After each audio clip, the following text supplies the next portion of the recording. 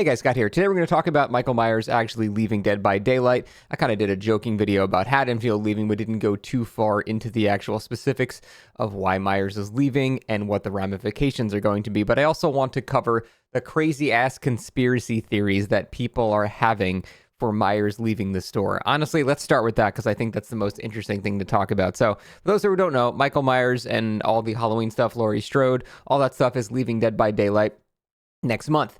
Now, that means you can still play the characters, you just can't purchase it later. And I honestly think all of this is like massively overblown. I don't really think we're going to notice anything for a very long time because I feel like most people that have DVD right now, they probably have Michael Myers. He's sort of an iconic villain. I think most people will gravitate towards him relatively early if they are going to, or they will buy it now that they know he's leaving. And like I said, I don't think we're going to notice the ramifications of him leaving the store for a really long time in terms of seeing Michael. There'll be other things I'm talking about later that you'll notice, but in terms of not seeing Michael, you're not really going to notice that for years because most players that have the game right now currently have it. And until those players get burnt out and stop playing, and then the majority of players have cycled in as new players, then we'll start to notice a decline because none of those new players can purchase the killer unless they buy a $500 limited, like key or something like that. So, like I said, it's going to take a really long time for us to notice a decline in Myers players to the point where I actually have the theory that Myers is going to be re-added maybe in a couple of years, and we're not even going to notice that he was gone because most people are just going to continue to play him like nothing ever happened. So that's my theory there. But why is Myers leaving? There's a lot of prevailing theories here. Some of them make a lot of sense, and some of them are absolutely just crazy shit. One of the crazier ones I've heard is that they were not able to renew their license with Myers. And because of that, they were like, oh, we should do a rework so more people buy Myers so we can get more money at him before we lose the license, which is just asinine. That makes absolutely no sense. It's not like Myers has a bunch of cosmetics to get. Most people probably already own Myers. So reworking a killer that they can't buy anything new for and they can't purchase because they already own him is an incredibly stupid money-making decision. That wouldn't make any sense. And I know Behavior makes a lot of bad decisions in terms of game balance and stuff, but in terms of financial decisions, I can't say they're really doing bad because Dead by Daylight does generate a lot of money for them. So that would just make absolutely no sense. The negative press of losing the content would be far more than the trickle of sales they would get for people that just don't happen to have Myers right now. So that absolutely makes no sense. To me, it's just Occam's razor. There is a new Halloween game coming out, and they have acquired the license to Michael Myers. I believe he was also removed from Fortnite recently, too, so it's not like this is just DBD specific or anything like that. So there's a new Halloween game coming out by Gun and IllFonic. IllFonic is developing it, and Gun is publishing it, and that is just an incredibly bad combination of development, unfortunately. Gun is one of the worst companies ever. They genuinely suck as people, and I can't say all of them. A lot of them are just very unpleasant people, and they handle games terribly. They canceled their own Texas Chainsaw game because they just didn't like the player base. They didn't like the amount of people that were playing their game.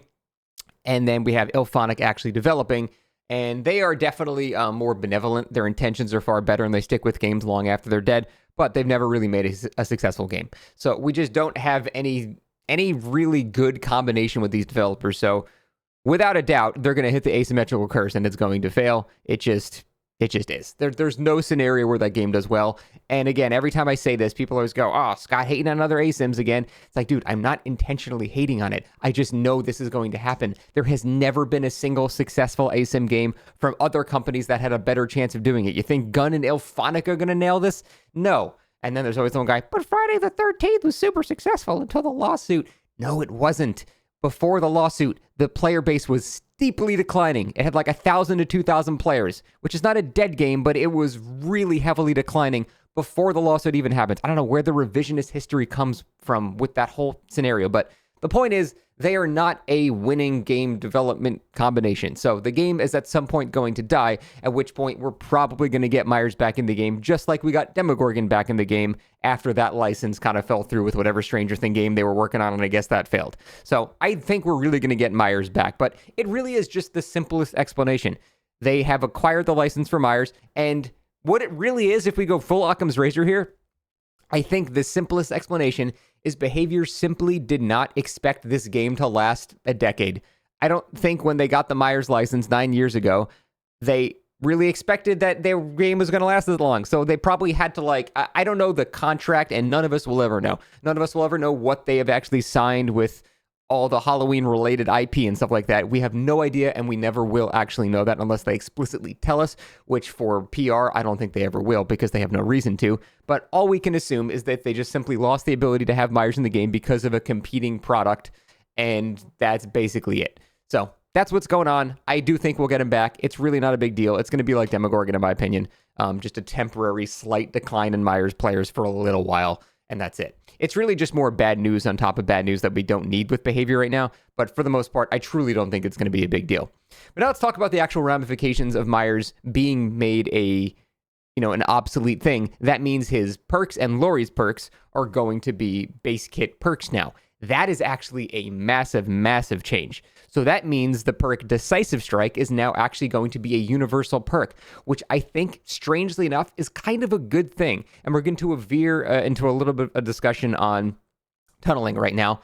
I have always felt tunneling is not that bad to most of the player base. If you're new and stuff like that, you don't have perks, is different. Then it can feel really strong.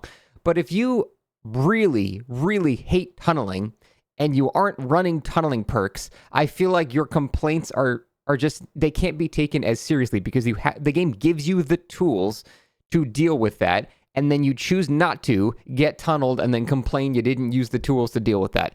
And I know there's always the common argument, but I want to, run a silly meme build every game. I don't want to have to run DS every game. Well, then sometimes you're going to have to deal with tunneling. Killers don't want to have to deal with gens going really fast. They want to run silly perks all game, but they got to run some type of slowdown or some type of gen perk or some type of they got to run something because games don't always go the way you want. I don't know how to sugarcoat that. You just can't have your perfect, I just run my 4 meme distraction diversion build and I win every game. It's just not going to happen. You got to be realistic about this shit.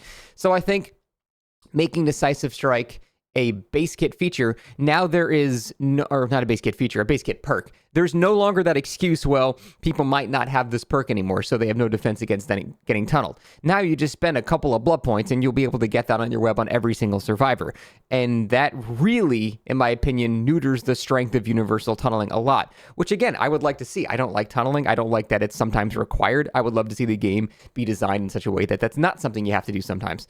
I'd say most of the time, if you're good at the game, you don't have to do that, but there are scenarios where you got 1 gen left, no one's dead yet, you're about to lose, you got to kill somebody. So I understand why tunneling exists. I'm just talking about the tunneling from doing it at 5 gens. Like we're doing like Momo techs here where, people are dead at, within a minute of the game coming out with the game starting and stuff like that. So that's the kind of tunneling that you want to be able to have a defense against, and that's what Decisive Strike does. So I think the one excuse of people not being able to run it because it's not a universal perk, which to be fair was good criticism for that argument, is no longer a thing, which means I think the strength of tunneling is actually about to go down a pretty noticeable amount, and I don't really dislike that. I think that's probably a good thing overall. It's not something the game should be based around. So I think that's a good thing. Again, there's a whole argument there of should you need a perk for it? Should it be base kit? I don't think you should get it base kit. I think that would be way too strong. But I think dedicating one of your perk slots to a possibility of something like that happening, just like killers have to do the exact same thing, I think that's completely fine and more towards the way the game should go. Let's just acknowledge the game is balanced around perks and work around that. That's the reality of the game. Let's not pretend it's not how the game works. So I think tunneling is going to be hampered quite a bit, especially with the recent changes with the longer borrowed time and stuff like that, with the 15 seconds versus the 10 now. I think the strength of tunneling is going to go down a bit too. Overall, though, I think this is really not huge of it. It's not that big of a deal. We're going to have some negative PR from it for sure. I do think the competitor game, unfortunately, again, I want it to succeed, so there's a competitor for DBD. It's the greatest thing for DBD, but I don't think it's going to do well, and I think we will get the license back at some point, probably within the next couple years, and also probably before we even notice that things have changed. But that's it. Thanks for watching. See you next time.